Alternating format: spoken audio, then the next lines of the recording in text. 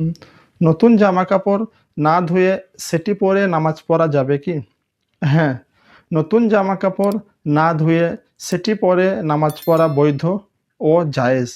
কিন্তু যদি সেই নতুন জামাকাপড়ে কোনো নাপাক বস্তু লেগে থাকে কিংবা নাপাক বস্তু লেগে আছে বলে নিশ্চিত রূপে জানা যায়, তখন সেই জামাকাপড়টি নাপাক রূপে গণ্য করা হবে।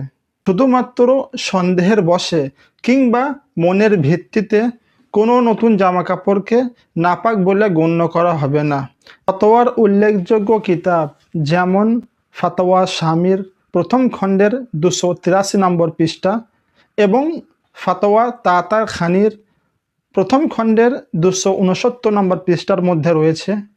যদি কোনো ব্যক্তি নিজের কাপড়ে নাপাক লেগেছে কিনা এই বিষয়ে সন্দেহ করে, তাহলে সেই কাপড়টি পাক ও পবিত্র যতক্ষণ না পর্যন্ত নিশ্চিতভাবে সেই কাপড়টি নাপাক হওয়া প্রমাণ না হয়। অর্থাৎ শুধুমাত্র সন্দেহের বশে কোনো কাপড় বা জামা নাপাক হিসাবে গণ্য হয় না। ফিকহ শাস্ত্রের একটি কায়দা রয়েছে, যেটি হলো আল ইয়াকিনু লা ইয়াজুলু বিশাক।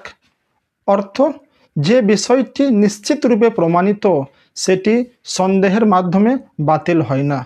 নতুন জামা কাপড়ে সাধারণত কোনো নাপাকির কোনো চিহ্ন বা আলামত থাকে না, তাই সেটি পাক হিসাবে গণ্য হয়।